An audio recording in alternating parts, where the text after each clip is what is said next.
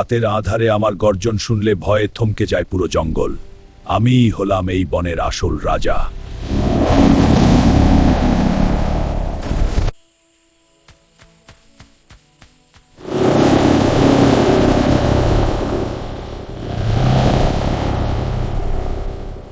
Royal Bengal tiger. তোমরা হয়তো আমাকে টেলিভিশনে বা চিড়িয়াখানায় দেখেছ।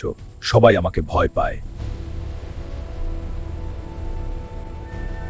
কারণ আমার গায়ের ডোরাকাটা দাগ আর জ্বলজ্বলে চোখ দেখলে মনে হয় আমি যে কোনো মুহূর্তে লাফিয়ে পড়ব। কিন্তু তোমরা কি জানো, এই ভয়ঙ্কর চেহারার আড়ালে লুকিয়ে আছে এক পরিবার প্রেমী, বুদ্ধিমান আর খুব সতর্ক এক প্রাণী?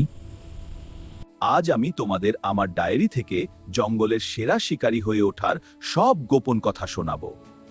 যারা সাহসী শুধু তারাই আমার গল্প শুনবে। কিন্তু বন্ধুরা, তোমরা কি জানো পৃথিবীতে আমাদের মোট ৬টি প্রজাতি এখনো বেঁচে আছে? আমি হলাম তাদের মধ্যে সবচেয়ে পরিচিত রয়্যাল বেঙ্গল টাইগার।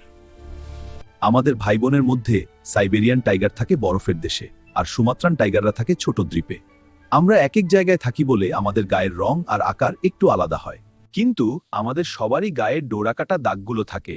জানো তো, আমার গায়ের এই ডোরাকাটা দাগগুলো ঠিক তোমাদের আঙুলের ছাপের মতো, কারোটার সাথে কারোটার মিল নেই। আমার ঘরবাড়ি কোনো ইটের দালান নয়, আমার রাজত্ব হলো পুরো জঙ্গল। আমি ভারত, বাংলাদেশ, নেপাল আর ভুটানের গভীর জঙ্গলে থাকি। সুন্দরবনের ম্যানগ্রোভ জঙ্গল আমার খুব প্রিয়। ঘন ঝোপঝাড়, উঁচু ঘাস আর জলের কাছাকাছি থাকতে আমি ভালোবাসি। দিনের বেলা আমি সাধারণত গাছের ছায়ায় বা ঝোপের আড়ালে বিশ্রাম নিই, আর রাতের বেলা আমার আসল কাজ শুরু হয়, শিকার করা। মনে রাখবে, যেখানে ঘন জঙ্গল আছে সেখানেই আমার সাম্রাজ্য।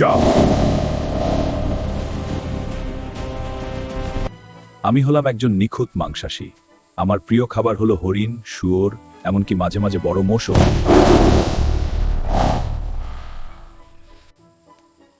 আমার মুখে আছে 30টা ধারালো দাঁত, আর আমার থাবায় আছে শক্তিশালী নখ, যা দিয়ে আমি যে কোনো শিকারকে মুহূর্তের মধ্যে কাবু করে ফেলি।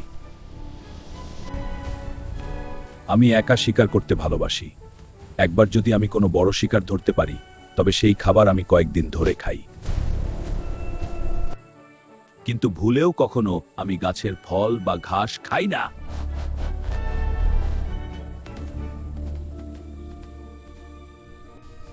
আমার গায়ের এই কালো ডোরাকাটা দাগগুলো শুধু দেখানোর জন্য নয়, এগুলো হলো আমার প্রাকৃতিক বর্ম। জঙ্গলের আলো ছায়ার মধ্যে এই দাগগুলো আমাকে পুরোপুরি লুকিয়ে রাখতে সাহায্য করে। শিকার আমাকে দেখতেই পায় না। আর আমার পায়ের এই থাবাগুলো দেখো, এগুলোর ভেতরে ইস্পাতের মতো ধারালো নখ বেরিয়ে আসে, যা দিয়ে আমি গাছে চড়তে পারি।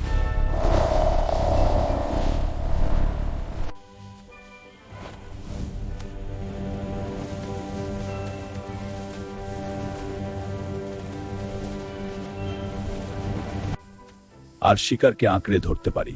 এই নখগুলো আমার কাছে খুবই গুরুত্বপূর্ণ।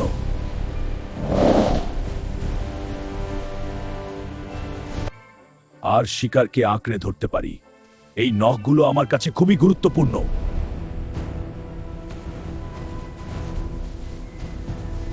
বন্ধুরা, আমার চোখ দুটো মানুষের চেয়ে রাতের বেলা প্রায় 6 গুণ বেশি পরিষ্কার দেখতে পায়। আমি যখন অন্ধকারে শিকার করি, তখন আমার চোখই আমাকে পথ দেখায়। আর আমার কানগুলো, আমি অনেক দূর থেকে একটা শুকনো পাতার শব্দ শুনতে পাই।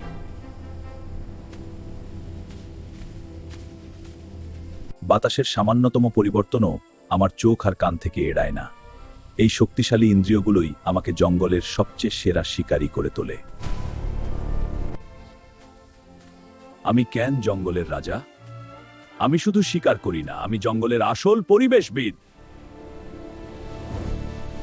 আমি যদি না থাকতাম, তবে হরিণ আর শুয়োরের সংখ্যা এত বেড়ে যেত যে তারা সব গাছপালা খেয়ে জঙ্গলটাকে মরুভূমি বানিয়ে দিত। আমি এই প্রাণীদের সংখ্যা নিয়ন্ত্রণে রাখি।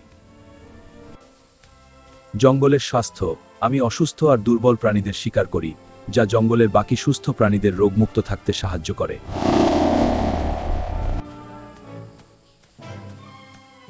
আমি যেখানে আছি সেই জঙ্গলটা সুস্থ আছে, এটা তার প্রমাণ। আমি জঙ্গলের স্বাস্থ্যের প্রতীক। মানুষ আমাকে ভয় পায়।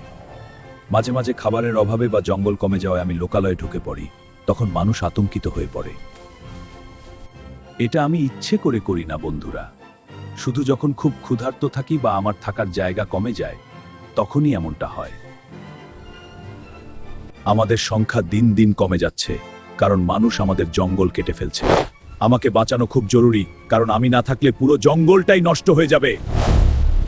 আমরা বাঘরা সাধারণত 10 থেকে 15 বছর পর্যন্ত বাঁচি। আমাদের বাচ্চাগুলোকে বলা হয় কাব।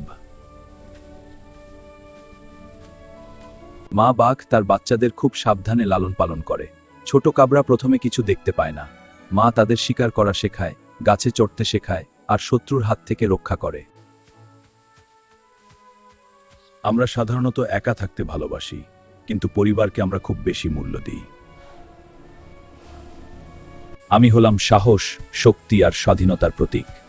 আমার এই ডোরাকাটা গায়ের রং আর নির্ভীক চোখগুলো আমাকে জঙ্গলের আসল রাজা করে তুলেছে।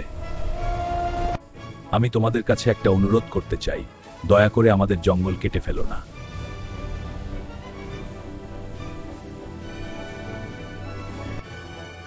জঙ্গল বাঁচলে আমি বাঁচব, আর আমি বাঁচলে পুরো প্রকৃতি বেঁচে থাকবে। চলো আমরা সবাই মিলে প্রকৃতির এই সুন্দর ভারসাম্যটা বজায় রাখি। তো বন্ধুরা, কেমন লাগলো জঙ্গলের রাজার গল্প? আশা করি তোমরা আমাকে এখন থেকে আর শুধু ভয় পাবে না, ভালোবাসাও দেবে। আজকের মতো চললাম, রাতের অন্ধকারে আবার শিকারের সময় হয়ে গেছে। লাইক আর সাবস্ক্রাইব করতে ভুলো না কিন্তু।